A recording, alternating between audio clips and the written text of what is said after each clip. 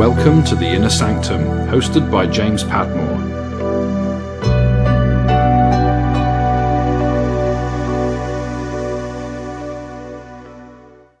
Talking with me today is a veteran investigator, a researcher of ghosts and hauntings, a member of the Society for Psychical Research, a broadcaster, a regular speaker at numerous conventions and conferences, and a published author of 2 books.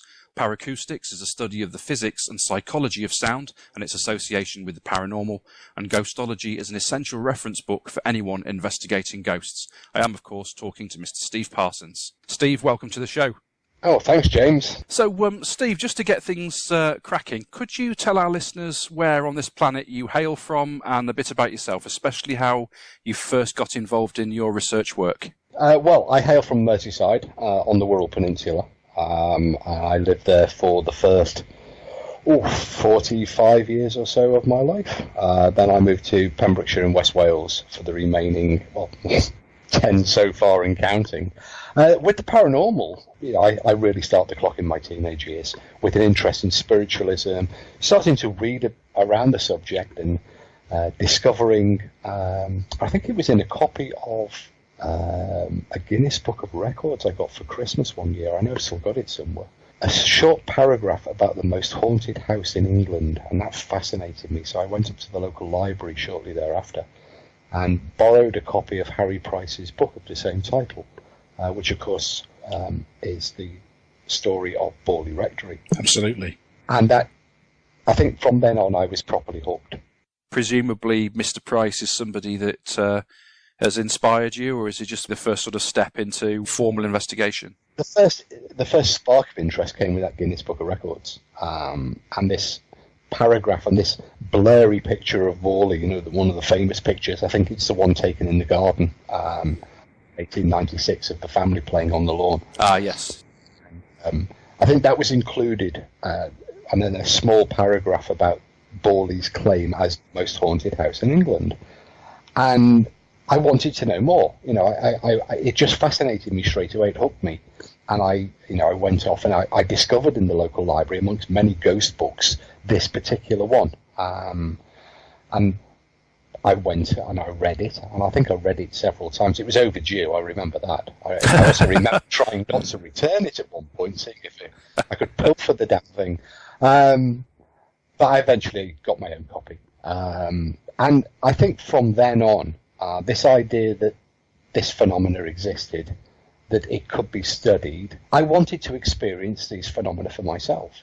So I think that started it. Then there was, this wasn't a straight in and let's start be a ghost hunter from a very early age. Sure, yeah. There were other hobbies along the way. I always had a deep love and fascination with aircraft. That remains to this day as well. But ghosts have always been there. I remember, I think my first book about how to ghost hunt is a very well-thumbed paperback edition of Andrew Green's Guide to Ghost Hunting.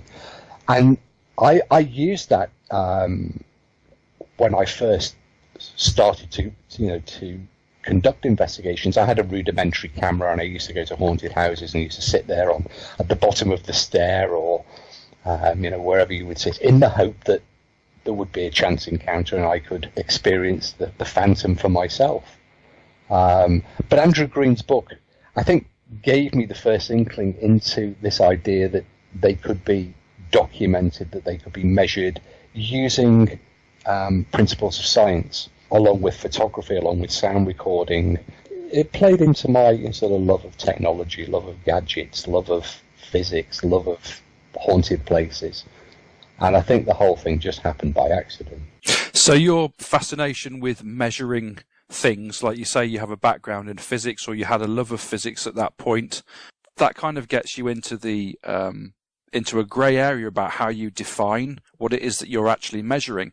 So how would you personally define a ghost? That's the question that nobody really has successfully answered, have they? There have been lots of attempts to define a ghost down the years. The Oxford English Dictionary makes a direct link between ghosts, or the word ghost, the definition of ghosts, and spiritualism, for example, and survival. They say that it is some shade of or some aspect of our humanity that survives. Parapsychologists, they give us a completely different opinion that ghosts represent nothing more than hallucinations or some unusual trickery of the mind. Spiritualists would offer a different definition. We can define things like apparitions, the appearance of a person or an object or even a building in some instances. We can define a spirit, some surviving aspect of human personality. We can relate that to the word ghost, but I think ghost is more like the word car. We all know what a car is, but there are many different makes and models. And when it comes to ghosts, there are lots of potential mechanisms by which an apparition may appear. And we don't yet understand the mechanisms, and we don't yet understand enough, I don't think, to be able to define and to explain, to answer that question, what is a ghost. It's interesting, isn't it, that you can have something as well respected as the Oxford English Dictionary that defines a ghost, but all it is really, from what we're saying, is that that's just a commonly held theory, isn't it? There's no actual absolute fact as to what a ghost or a spirit or indeed any other type of what deemed to be paranormal phenomena actually is in reality. There's never really been any conclusive evidence to suggest anything, has there? Well, again, no. There are lots and lots of people who would actually argue that ghosts don't exist, and that many of the things that we label as being paranormal don't exist. You make a very good point. Going back to the Oxford English Dictionary, the direct definition: an apparition of a dead person which is believed to appear or become manifest to the living, typically as a nebulous image. And that is one definition of a ghost. But we've got lots of examples where the apparitions of the living have appeared, and plenty more where the ghost or the apparition is far from nebulous.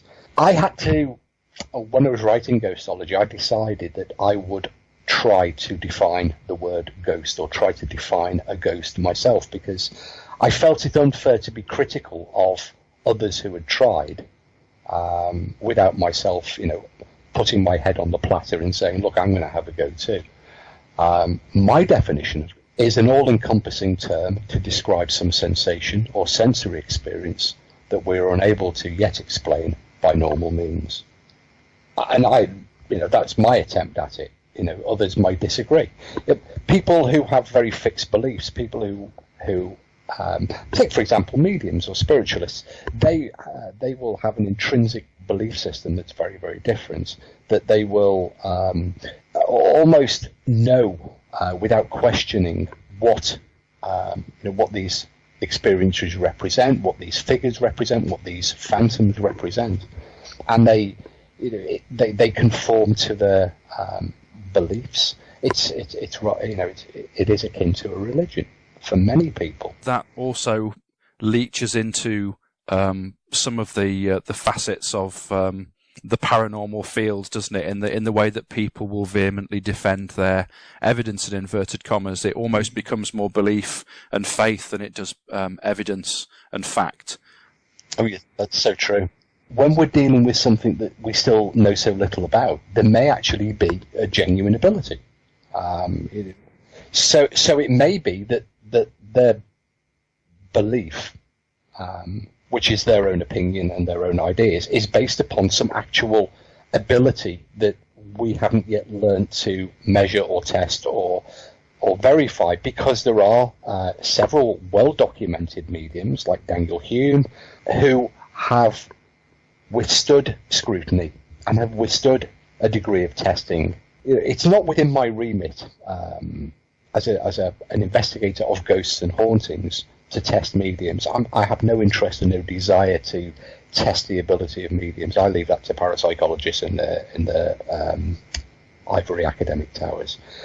My role is to understand the nature of the experience of hauntings and ghosts, but that does, within the last sort of 15 years or so, that has brought me within the sphere of mediums, because since around about 2000, there has been a movement by mediums to start investigating ghosts. Now that's a relatively new thing. There was, in the 1930s, there was one group of spiritualists who went to investigate a haunted house, and there have been a number of investigations conducted using mediums down the years, but essentially mediums never set foot out of the seance room, and they never went to haunted houses. It was very, very rare until I suppose the law of most haunted came along, and they put together their team. Now,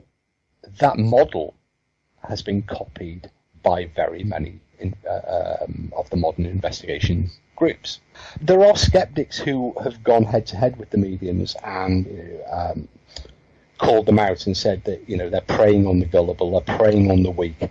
But I don't believe that's the case, because nobody's forcing these people at the point of a gun to pay for a psychic reading. It comes down to choice, and the choice is that people want and indeed in many cases get a great deal of comfort from the belief that they're talking to their loved ones or they're receiving messages from their loved ones. I would offer my opinion that in the main it comes from, and historically, mankind has always had a fear of death. We get 70 years and 10 if we're lucky, and that's a terrifying thought for most people, that death could be finite. And every culture, going right the way back to the earliest sort of Sumerians, the Babylonians, the Egyptians, Greeks, Romans, etc., all had a belief in the afterlife, all had an intrinsic belief that we survive death. That belief, there's no evidence to suggest that we do survive death, but there is a great deal of hope in the thought that we do. And in fact, if you look at our major religions, all of them offer the hope of an eternal life.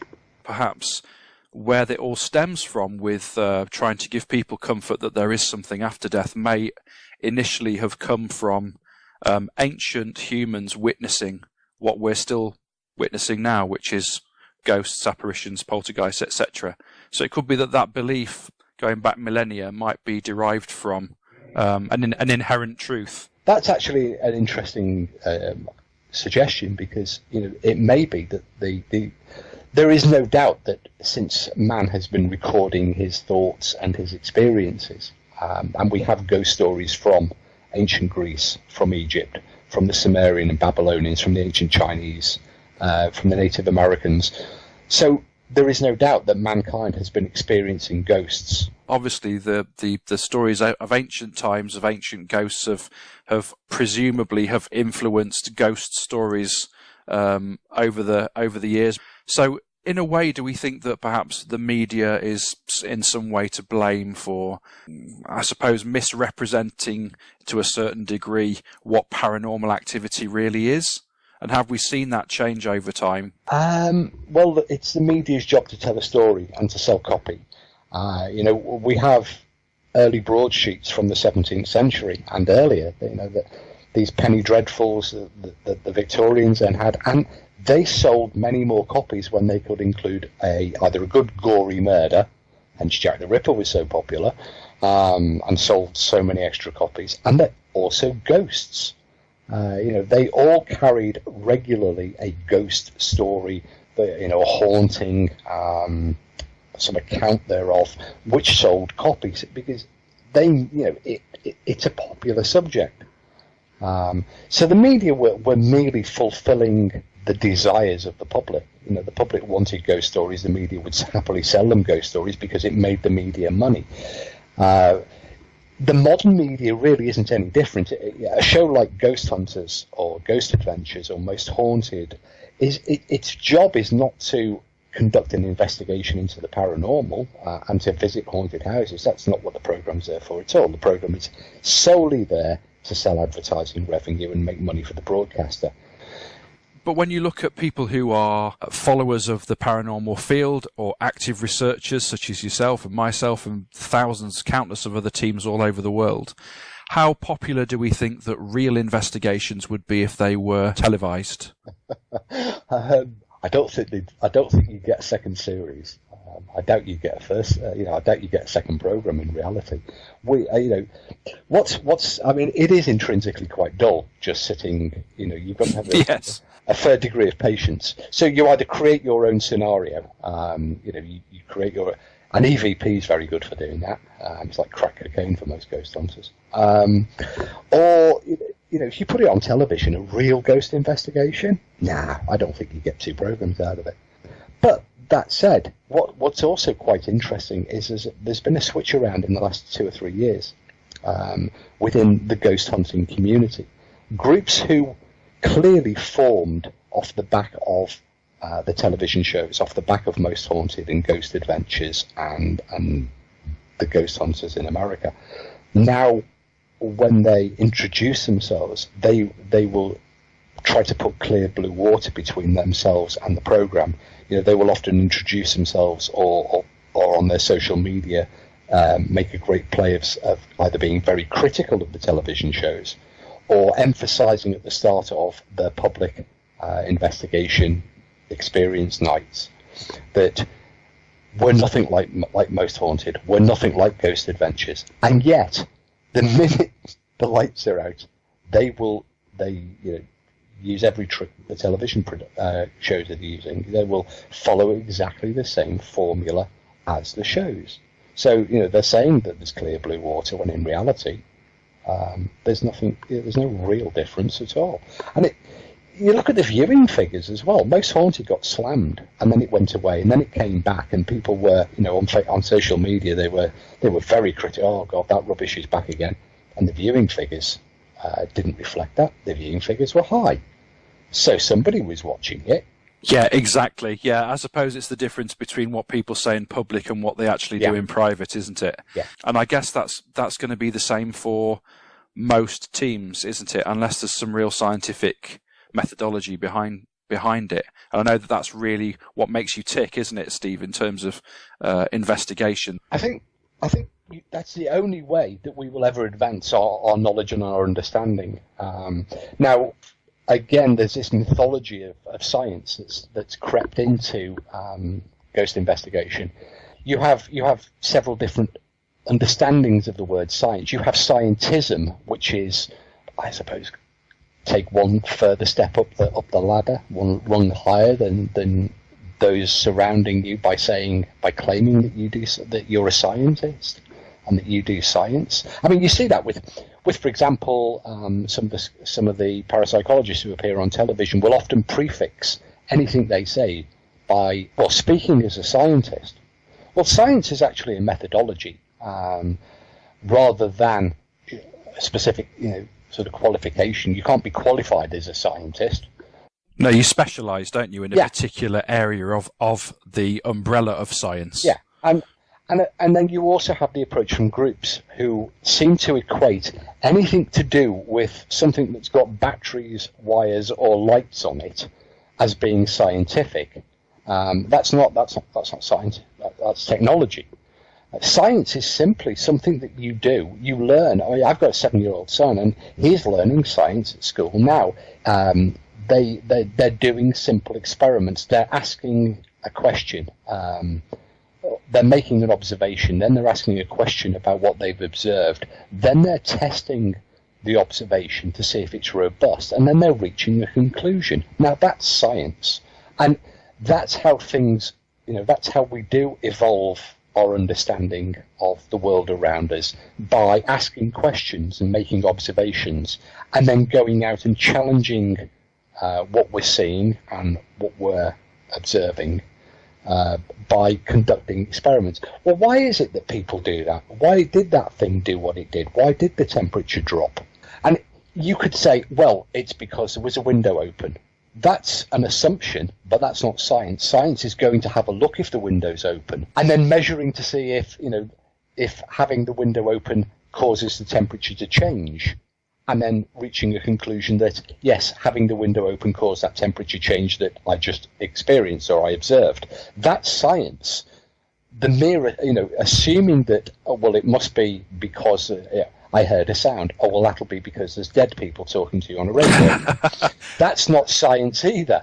Science is trying to find out, and there are some excellent researchers who have been working in the field of electronic voice phenomena for well over approaching a century now. It doesn't just date back to the 1950s, as you so often read with Jurgensen and Raudiva. There were people exploring this idea of voices communicating by electronics or by means of devices much earlier than that, before the Second World War and even beyond that. But this idea of wandering aimlessly around a haunted building, or a building that looks haunted, with a digital recorder and asking the dead to speak to you, and then interpreting the bleep, squawks and strange noises that come from the radio as the dead responding, and then merely accepting that as proof, is not science. I suppose, to coin a phrase, it could be classed as, I don't know, maybe techno-spiritualism or something like that. It's this kind of... Well, I've used the term techno-snake oil on occasion. Okay, techno-snake oil is just as good. to describe some of these pieces of equipment that you're seeing. For measuring anything, for measuring sound, for measuring temperature, for measuring humidity, for measuring any physical variable, there is an international standard. The standard is governed and recognised by every country on Earth, and is overseen by the International Standards Organisation, the ISO, and there are other governing bodies too. These standards define how the measurements are made, how the equipment is set up and calibrated. They define every stage of the measuring process. Now, when you're measuring electromagnetism, for example, there are devices available for ghost hunters and sold specifically for ghost hunters where there is no indication whatsoever of what they're measuring. We know nothing about the frequency, we know nothing about the amplitude of the electromagnetic field, because the device is only set giving you green, amber or red lights. Measurements in milligauss and microteslas, 50 hertz, 60 hertz, and also the X, Y, and Z, the triaxial measurements as well, to get that accuracy. I mean, I saw a website a little while ago, and I've saved it, but I'm not going to name names. This was a group a British paranormal group who purported to be strictly scientific, who then described their electromagnetic field measurements. Now, the abbreviation for milligauss, which is one of the units that you can measure electromagnetic fields in, is mg. Yes. And they put, one of the signs of paranormal activity is if the meter reads above 5 milligrams. Okay. I've spoken to investigators and said, what is an electromagnetic field? A lot of them don't actually know what an electromagnetic field is. Now, you would think if you're going out to measure something, you would at least have a rudimentary understanding of what it is you're going to measure. And I think that kind of falls into your first book, really, does it? We wanted to look at sound and its entire relationship with the paranormal experience. So that included the knocks and raps of sound that took place within the sound room, within poltergeist cases, within poltergeist phenomena. It did look at measuring sound, and sounds even that we can't hear or that we can't consciously, we're not consciously aware of. So these very low frequency and very high frequency sounds that our bodies will respond to, but we're not conscious that the sound is present. So it's a very broad approach. Now, unfortunately, we were restricted by the publisher in what we could write, because the original book plan was about 4 times the size of the published version, because there was so much that we still wanted to include, and there are plans for a second edition, a follow-up edition, to look at other aspects of sound and the paranormal. So it's not just restricted to the technical aspects of sound. They only form a chapter or 2 within the book. It looks at the psychology of sound, the experience of sound, and even ghosts related to sound.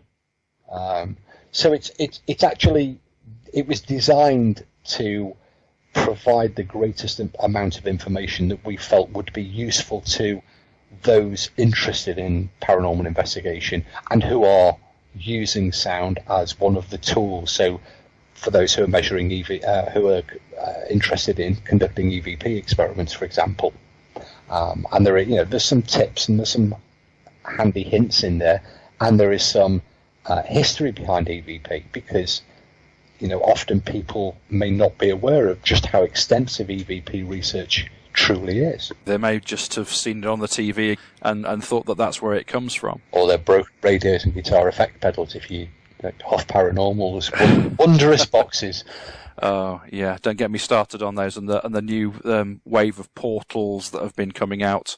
I think your book's fascinating because it talks about the audible sound range as well, and the way that sound affects us. Things like infrasound and how we can have what I think you say altered states of consciousness and trance and sensory experiences that have been induced by music, and how the five senses, although there are more than five senses, how they're affected when we're exposed to sounds that we can either hear or can't hear.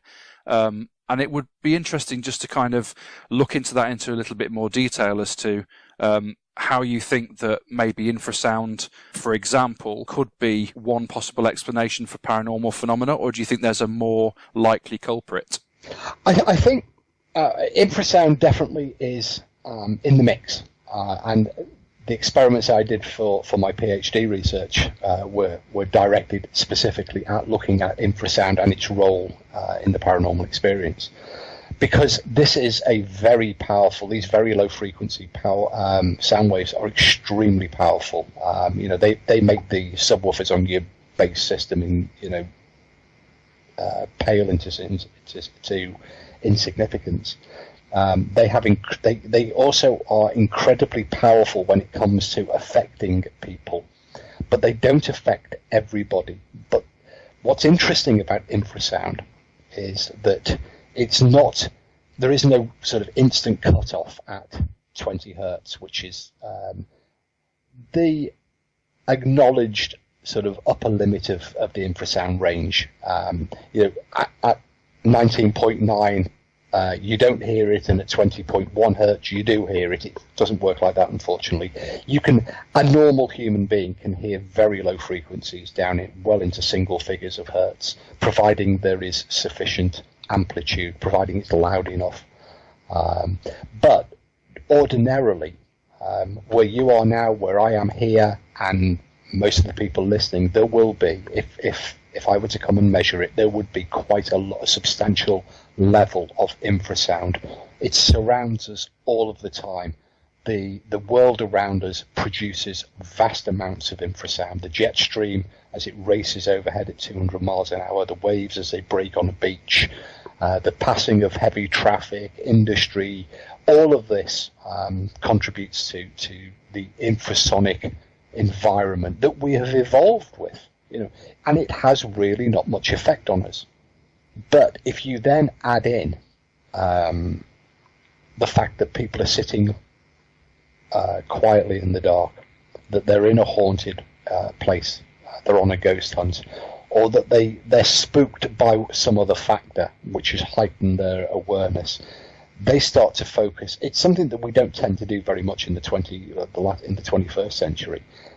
Is people don't tend to just sit and be aware of themselves, and so infrasound does affect a small number of people. I'm sure you've read accounts of people who complain about wind turbines and other very low frequency phenomena, which have ruined their lives and caused them, sleepless nights and depression and anxiety, and force them to sell their houses and move away. And because we exist on a scale of experience. So if you're in this haunted house, where the infrasound is similar to what you experience in your normal house, but this haunted house is already heightening your other senses and making you aware or expect something to take place, and you start to notice these unusual sensations that ordinarily are so slight that you would not notice them. Because you're not hearing the sounds, you will attribute it to the paranormal. Then if, what you find on a ghost hunt is they say, I'm feeling a bit strange, I'm feeling a bit dizzy, I'm feeling a bit anxious. And often somebody else will either say, well, I am too, or the medium will say, yes, that's spirit. And further reinforce this idea that these unusual sensations are paranormal. And many times, we've done experiments at Mary King's Close-Up in Edinburgh where we randomly introduced additional amounts of infrasound to random tour groups as they went around, and we asked them to report how many paranormal experiences they had during the tour of the notorious Mary King's Close. And what we discovered, and this was a very large sample group of over 500 people, is that if you add infrasound, you increase the number of experiences. Okay. But only for around a third of the population. 2/3 of the people are not affected additionally in any other way. But 1/3 of the population does report an increased number of paranormal experiences when you add additional infrasound. And that's been found in other experiments too, where it's been added to music, and the nature of the experience, whilst not paranormal, but those similar sensations of awe and sense of presence in some cases were noted in a round about 1/3 of the population. So it does play a role, but it's not a primary cause. And likewise, at the opposite end of the scale, you've got ultrasound. Now, infrasound is incredibly powerful, but immensely difficult to control. You can't direct it. That's why you only have one bass subwoofer hidden behind the sofa for your 5.1 surround sound system. Yeah. Because bass just gets everywhere. Whereas ultrasound is highly focused, very highly focused, and the military have been experimenting with it for use as a non-lethal weapon for a number of years. And there have been commercial applications. There's one that sometimes appears outside supermarkets and off licenses called Mosquito. And this is a device that transmits at around 22,000 hertz, it uses the phenomena that as we get older, our hearing gets more and more rubbish. And young people, those who are, the system is designed to deter, can hear 22,000 hertz very well. So it's to prevent them from gathering outside these stores, isn't it? Loitering. It chases the youngsters away, whilst us oldies can't hear the noise and wonder what all the fuss is about. But the military also use similar devices. There's one device called LRAD, the long-range acoustic device, which uses a very high-frequency warble. That again is so high frequency that people report the sensations of, it becomes painful on their eardrums. And these are used to disperse crowds or to break up riots. So do we think that if, for example, ultrasound and infrasound could be part of the makeup of paranormal phenomena in terms of the way that it presents itself, could that be used in some way to generate it? Or is it all down to the human observer and the fact that we are all sensitive in different ways and that we'll never have a consistent way of generating that phenomena? We can't consistently generate the phenomena, but we can, to a degree, enhance the potential. And there have been many experiences, as I talked about with Edinburgh, the discovery that we could increase the number of paranormal experiences that people reported. That's been used in a number of haunted house scenarios, television scenarios, with the controlled introduction of infrasound, without the participants or being aware of it.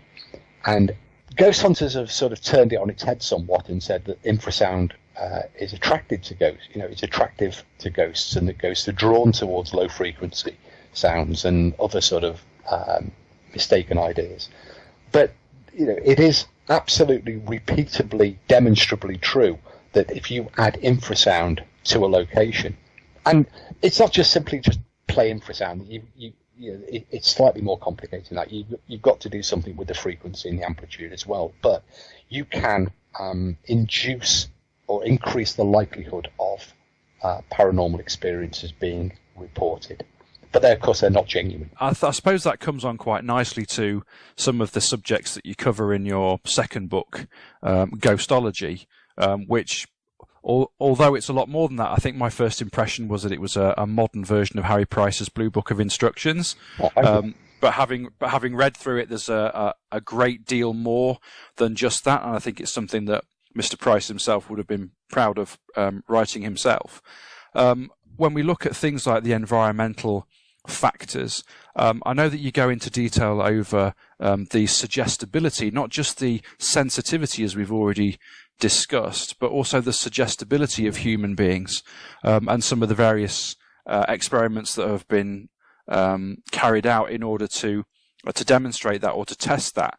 Just how suggestible are we, and what have you observed in your many investigations? Well, I would probably refer you straight to the Maglite, amongst others. I mean, people, when people go ghost hunting, as I did, when I was a teenager, I desperately wanted to see a ghost. I desperately wanted to have that experience. And, if you're paying however many pounds to be in a haunted building, be it as a member of the public going on a periodic ghost hunt or a member of a paranormal team conducting regular investigation, you must never forget that we are all basically human beings, and we're completely frail. We absolutely have to rely on our senses. We wouldn't live very long if we didn't. So we have to trust our senses, and yet our senses will constantly let us down when it comes to making certain judgment calls, because they're tempered by what we believe in. If we already believe by nature or nurture that we survive death and that ghosts exist and that they are revenants of the dead who come back to visit or haunt the living, then an experience will reinforce that belief. Now, those experiences can be really quite bizarre, and one of those is the notorious Maglite, which is used by groups still to this day in Great Britain and in the USA and in Australia, and it hails from I think it was first done on Ghost Adventures, may have been Ghost Hunters, I can't quite recall, but I certainly remember it on there with having a torch on the opposite side of the room and it flashing on and off at will. Well, you can do this yourself. Anybody can. What you need is the right torch. It doesn't work with every torch because the method is down to physics. And essentially, you need a AA Maglite, the one where you turn it on and off by twisting the end of the Maglite, not the ones with the buttons on. And you set it up so that the torch is on, but just on. So, you want to screw it just far enough so the bulb lights. Then if you wait a short length of time, the time varies depending upon the ambient temperature of the environment that you're in. The bulb unit, the little module that houses the bulb, which has got a spring on the back of it, gets warm. And when it gets warm, the spring expands and it pushes itself away from the contact. So it loses contact with the casing, which is necessary to make the circuit. And the bulb goes out. It flickers and then it goes out. Then, of course, once it's gone out, the metal cools back down again. The spring contracts. The whole lot pulls itself back together. The contact's made. The bulb lights up. And you can actually establish, depending on the temperature, the time varies, but it becomes a fairly repetitive cycle. And if you get the torch trains the user. The user, and we've done experiments with this where we've videoed people using the Maglite experiments, and we've noticed that they change the timing of their questions to suit the timing of the light flashes.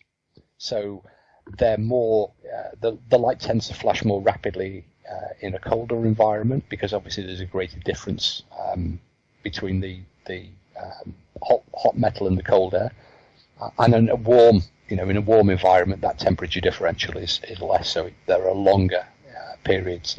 So they will ask their questions with a increased delay because they're responding to the device. The device isn't responding to them.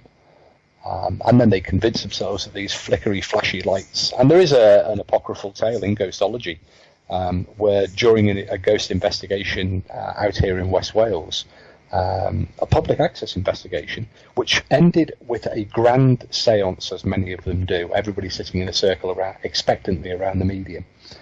and I observing on the outside. I placed the mag light onto the table and didn't say anything. I just placed it there. It had a red cover over the bulb. It was just to provide additional lighting, had anybody asked. After a few minutes, of course, the light went out, and the medium noticed that the light had gone out. Didn't think anything of it, but then the light came back on and then went off. Now, over the next 15 or 20 minutes, the medium, from that torch, gained the name of the spirit, the fact that they had been murdered, how they were murdered, why they were there, all from the flashes of my mag light. Then later on, at the end of the seance, it was time to bid everybody farewell. I couldn't leave it like that, so I had to explain to people that in reality there was something else taking place with the torch. So I put the thing on the table again whilst I was explaining the mundane nature of the mag light. And of course, within a couple of minutes, the mag light started to flash. And the medium then accused me of setting her up for a fall. The whole tale had been confabulated by the medium, responding to the torch. If that's what makes you happy, then you can go ahead with that. But the bizarre one, of course, is the human pendulum, which I must have been late to the party with the human pendulum, because I first encountered it about 10 years ago, and it was already fairly common by then. And this was a paranormal team that's now since disbanded, and they started to do this. They called it the human pendulum. Now, when they first said, right, we're going up to the first floor and we're going to do the human pendulum, I did have visions of them suspending somebody from a rope and swinging them backwards and forwards. I must admit that would be my first guess as well. Which is why I hastened up the stairs, because this was going to be unmissable. Alive hanging in the middle of a ghost hunt. What it actually is they placed a group of people and asked Spirit to select them. The Spirit would select them by causing them to lean forward or fall forwards. And then the chosen person, the one that the Spirit indicated, would be placed into the middle of a circle, everybody surrounding them, holding hands, and this poor person in the middle of the circle. And they were eyes closed, or in one time I saw it done, another group, they blindfolded the pendulum. And then the group leader would shout out questions. And the person in the centre of the circle would sway back and forth or left and right, which would indicate the response of the spirits, because the spirits were actually causing. Now, most people are not going to be able to stand still for very long, and they will naturally sway. And without sight references, it becomes sort of quite dramatic swaying. The very first time I saw it was in an old dockside building, and the group had thoughtfully provided maritime sounds it was a sort of sounds that you would expect from an old-fashioned sailing ship, the sort of toing and froing, the creaking of the ropes and the rigging and the masts going to and fro. It didn't take long before you actually noticed everybody in the bloody room was swaying. Sorry, I swore then. Everybody in the room was swaying back and forth. But what was most interesting is when the spirits were selected, or when the spirits were asked to select the chosen one, the human pendulum, by giving everybody a sort of shove so they leant forward. It was almost like watching some sort of weird hokey-cokey dance, because everybody wanted to be selected. So they all sort of swayed forward. And then, because that wasn't clear, the leader of the seance asked again, at which point, to make it clear, everybody swayed even, forward in an even more pronounced manner. And I'm convinced if it got to a third time, they would have been falling over in heaps in their desire to be the chosen one. You make it very clear in your book that human beings are affected by external environmental conditions and that we're inherently suggestible. So, can the likes of electromagnetism, infrasound, ultrasound, etc. lead to devices that produce anomalous results, which, combined with our own fundamental flaws as observers, as we've talked about before, we then wrongly draw a paranormal conclusion? And if that's possible, can we rely on any devices at all? Well, yes, we can. We have to rely on devices because we are able to measure the environment around us. That said, machines are not infallible, and that's why we have international standards to regulate the way that things are measured. So, for example, one of the ISOs relates to pre-calibration of a device prior to use, and then post-calibration to check that the device stayed within its operating range throughout the period of measuring. So yeah, we absolutely. I mean, we have to be able to measure things, the world around us, the environment in which we live, to a very high standard. And physics is very used to it. In fact, we do it. Every time we go to hospital, when the doctor takes our blood pressure and our pulse, and they're using devices that have to be calibrated. When you drive through a speed trap, if the police officer hasn't calibrated his speed camera, and it doesn't have a valid calibration certificate, then it can be challenged in court and the whole thing thrown out. So calibration is critical. But going on to your actual question of whether the machines themselves are fallible, well, absolutely they are, and they are affected by the world around them. And there are ways in which devices can give false positives, false negatives. It also, it depends on the frequency. So, for example, if you're using a fairly basic electromagnetic field meter, such as the K2, this is a single-axis device. So it's measuring the electromagnetic field in one direction only. Now, an electromagnetic field is a three-dimensional entity, and it's perfectly possible to completely erroneously measure, obtain a false reading, either too low because you're not aligned with the field, the maximum direction of field strength. And that's the reason why you have three-axis meters in preference.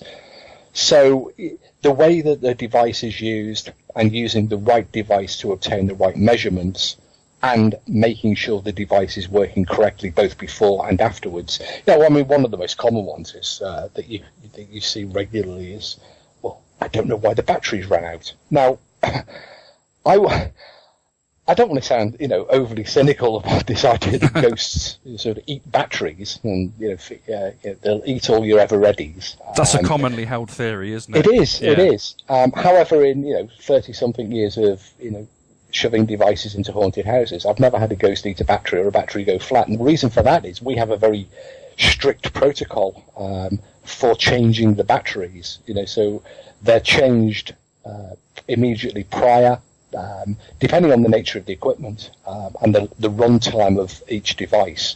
There is a protocol to ensure that the batteries never let us down. Now, occasionally you do get a rogue battery.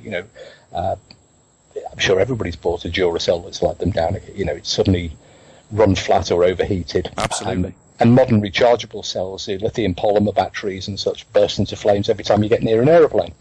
So batteries are not infallible, but I've never really seen any compelling evidence that ghosts eat them or suck all the energy out of them. But yet that is a regular claim. I think it's more related to just bad equipment management. Yeah, I'm sure there's many investigators out there that, they'll open up the box and get the piece of equipment out, and within a few seconds the batteries have drained, and you'll hear them exclaim, I put fresh ones in a month ago and only used it on one investigation. And I came back out of the room and they're all working again. Yeah, therefore ghost.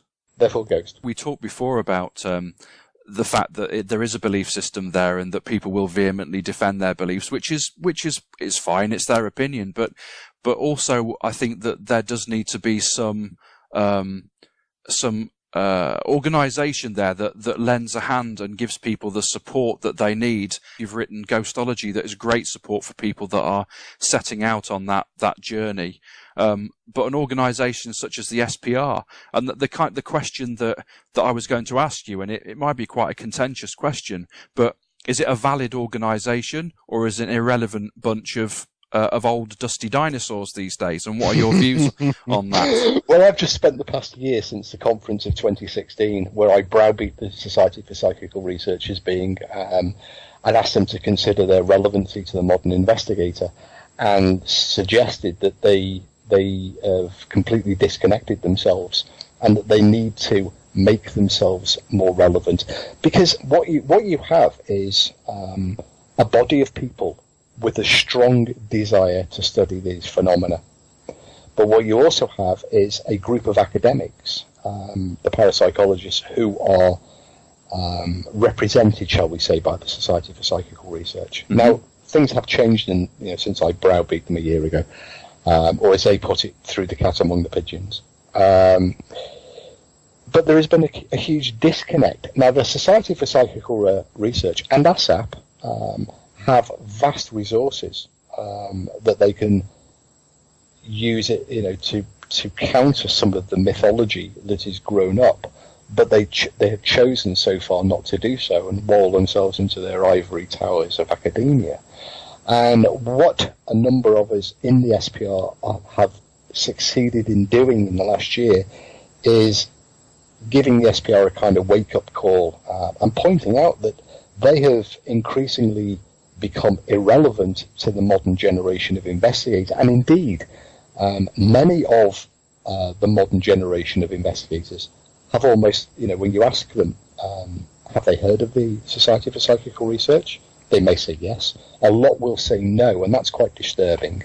Even those that say yes, when you ask them what do they then do, they mumble something and wander away.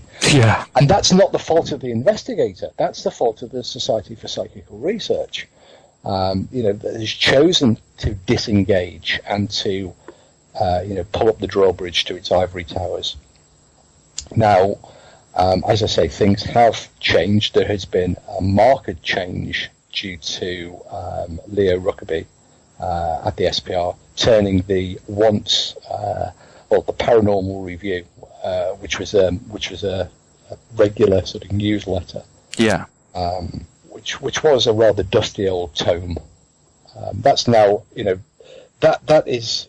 It has a broad appeal. It will appeal, and acts as a nice bridge between current research in the journal of the Society, and those who choose not to read the impenetrable mumbo-jumbo of parapsychologists' papers. It's certainly a much more engaging publication now. It feels a lot more legitimate as something that you could just have on your coffee table and just kind of pick up and put down. It is, and the SPR itself has changed. There are plans for the coming year to actively start engaging with the modern ghost hunting community and to provide the resources that are so desperately needed and craved by these people. Because in this vacuum left by the SPR and left by parapsychology, people have turned to the only sources of information that they have available, and that's the social media, and that's the sort of each other.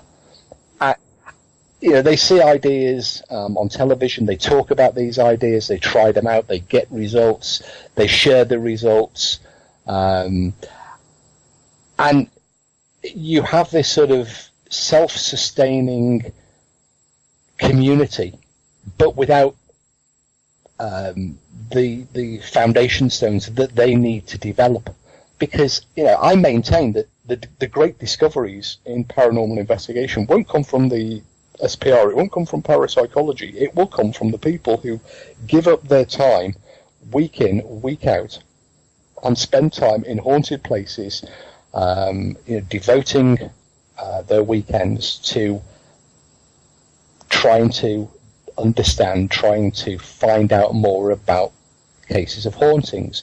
The problem is at the moment is a lot of their time is unfortunately wasted because they are working from a misapprehension, they're working with poor information, and that's not their fault. I don't want to sound critical of the modern investigators because you have a fantastic group of very dedicated people.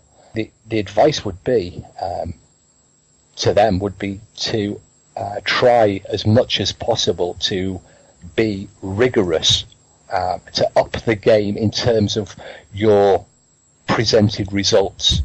Consider all of the challenges that the skeptics would make.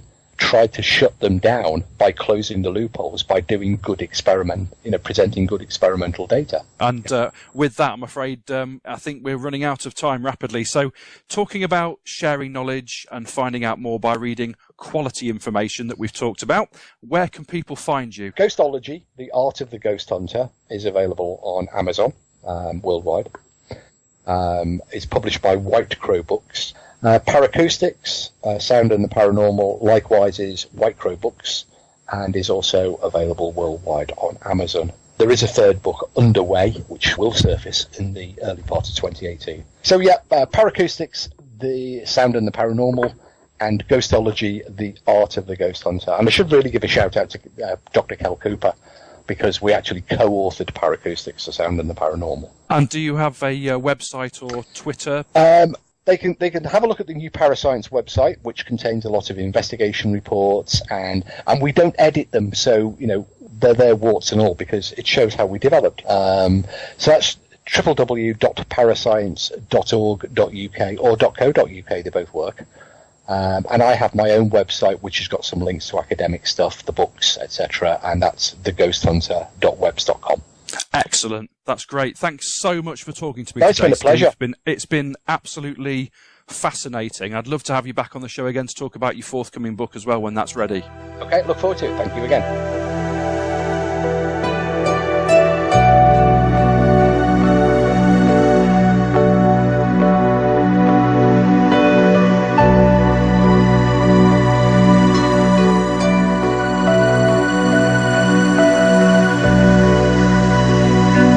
You've been listening to The Inner Sanctum with me, James Padmore. Please join me again next time.